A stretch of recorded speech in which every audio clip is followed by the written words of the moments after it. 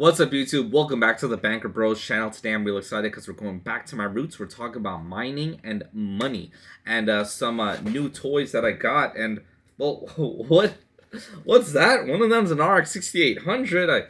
It'd be sure a shame if I had to mine on one of those. And oh, what's that? A stack of 3070s? Well, think we're gonna have to mine with these just to make sure they're working right. I may actually be mining on one already that's inside of my desk PC. Anyways, if you guys want to see me, mess around with these, be sure to like, subscribe, and hit the other one, so you know the bell. Hit the bell so you'll know when I post that stuff. I also got a 3700X to upgrade from my 1700X on my desk PC. So I don't know if that'll be a separate video, maybe at the end of this video. Doesn't matter. Today's real topic is going bankrupt, buying meme stocks, or pretty much buying into hype. That's my point. So I was very curious to see what would happen if you bought into the hype, because I've never really done it before, and I always warn people not to do it, and now I can actually show you guys what happened when you do. So I'm going to pull up Robinhood here, and I don't like Robinhood. I'm not a financial consultant. I'm not, or advisor, or whatever. I got kicked out of college. I'm just a guy in his basement trying to make a couple bucks, and I'm just trying to show you guys how not to lose money like I just did. So, I use other trading platforms, by the way, and I know a broker. So if I actually wanted to acquire stocks, that's how I would do it, not through Robinhood. But Robinhood is a great way to get into the market and kind of learn how it works, even though they did some scummy stuff and like with this whole game stonks thing and some really shady shit happened. Anyways, I'm not gonna get into that because I'm no expert, right? So I took $2,500 and I put it straight into Robinhood. So I transferred it straight in right at the height of the prices of GameStop and everything. Now I don't know if this was a limit at that time or if this is always a rule on Robinhood, but I only had immediate access to $1,000, and it said that the other $1,500 would be available in 4 to 5 days. Fine with that. Okay, sure. So I took the $1,000 and I bought only meme stocks. I got a free stock from Robinhood named DDD. I bought 1 share of GameStop because that's all it was allowing me to buy. Only 10 shares of AMC because that's all it allowed me to buy. 26 shares of BlackBerry and 1.7 shares of AMD. Obviously, I bought all these at their high. So GameStop is $99.50 now. I bought it at like $3.50. AMC was like $14, and now it's worth $8.20. And BlackBerry, I think, was like $12 or $13. I'm not sure on that one. So AMD has always recently, been in that $80 mark area. I'm a huge fan of AMD. Back when the 1000 series like Ryzen first dropped, I was like, holy hell, they're disrupting the market. Now is the time to buy AMD, and I have bought into them since then. So I'm not letting go of their stock anytime soon on the other platform that I use, but I just want to show you guys what happened over here on Robinhood. So and the reason why I'm choosing to use Robinhood is also because a lot of people use it. It's what everybody else is using. So I just want to see what the drama is, and now I see it. So by the time the other $1,500 even became available for me to use, I actually couldn't use it anymore because all the stocks crashed. So Robinhood did their thing. They limited the buys, and that drove the price down. Like I said, some shady shit was going on, and I think that's illegal. But like I said, I'm no expert. So I lost a decent chunk of change. I lost $362. I have $638 left in these stocks, and the other $1,500 I'm going to be transferring out back onto another platform. And I guess that's another video I'll make, and I'll talk about what platforms I use, the broker, and what stocks I have. And like I said, I want to make it very clear, I'm no financial advisor, so take what I say with a grain of salt. It's just that I wanted to put the message out there that if you are buying into anything when it comes to investing, do a lot of research. Unless you have caboodles of cash laying around. I got that from Parks and Rec. I don't know why it popped in my head. But anyways, caboodles of cash.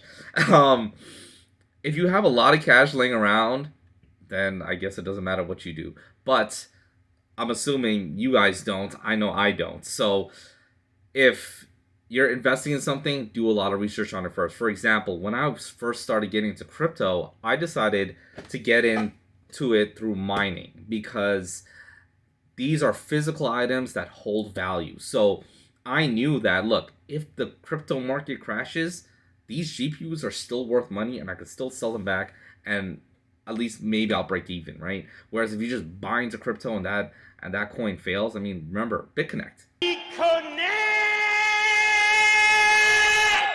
BitConnect and all of these other crazy big scams, these coins that were dropping with IPOs. Hey, you buy in now, and when the coin drops, it's gonna be worth 4 times more money.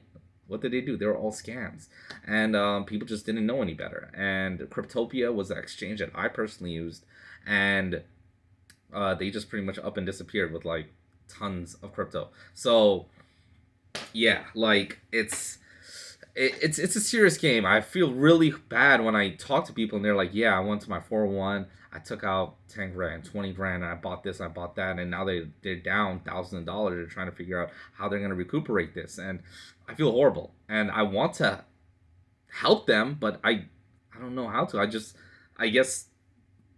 I guess the best way to help someone like that is hopefully they see a video like this, tell them, hey, be aware, do your research, and figure out exactly it is what you want to do, what your goals are. And instead of buying into the hype, maybe buy into something, a little bit more secure.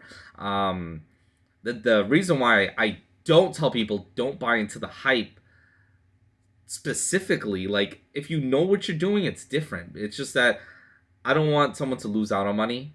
At the same time, I don't want someone to literally lose money. So like if you know you were putting in $1,000 and you could walk away with 10, that's great. But like if it's a serious gamble, I'm like, hey, be ready to lose that $1,000 just in case things don't go your way. That's my whole point here. And I know a lot of other people out there say it, and this is my proof right here. Look, I'm down. I know it's only 362, but multiply that by someone that's actually put in 5 grand, 10 grand, 20 grand. Now instead of them losing $300, they're losing 3 grand, 6 grand, 8 grand. So that's all I wanted to tell you guys today. And I also just basically want to announce that, I got my 3070s, I got the RX and stuff like that. So be sure to, like I said, subscribe, hit the bell, and I will see you guys in the next one. I guess we'll close off today with me popping this 3700X into my Deadpool desk PC, which I just upgraded with an Aorus 3070 that has a little screen on it. I've been doing some mining testing on that too, and I'll see you guys next time. Let's get higher. I'm gonna set your place on fire. Let's get higher. I'm gonna set your place on fire. Let's get higher. I'm gonna set your place on fire. Let's get higher. I'm gonna set... Alright guys, so what you see happening here is I'm updating the BIOS. It's a very important step when you're upgrading your CPU because your original BIOS might not support a newer gen type of CPU, and that's what was happening in my case here. So once I was updated, I test booted into Windows, and then now as you can see, I am swapping out the CPUs, pulled out the old 1700X, dropped in the new 3700X. Everything went pretty smoothly. You might be able to tell that my desk PC is pretty ghetto. It's rigged up to be functional and look okay. I'm not super crazy when it comes to the fancy desk PC builds, and I was able to boot in first time, no problems at all, into the BIOS, then into Windows, verified everything was there. And this is just a quick clip of me unboxing my 3070. It's the Gigabyte Aorus edition. It's got a little screen on it. It's really cool. And these are just some clips of me editing on the new 3700X and the 3070. This is a massive upgrade from my old 1700X with a 1080 Ti. That old combo worked great, and I'm really happy I was able to have it, but this obviously works a lot better. I'm not much into gaming, but the game performance has definitely increased. But what I'm really excited about is the massive increase in Premiere editing times. Gonna set your place on fire. Let's get higher. I'm gonna set your place on fire. Let's get higher. I'm gonna set your place on fire. Let's get higher. I'm gonna set your place.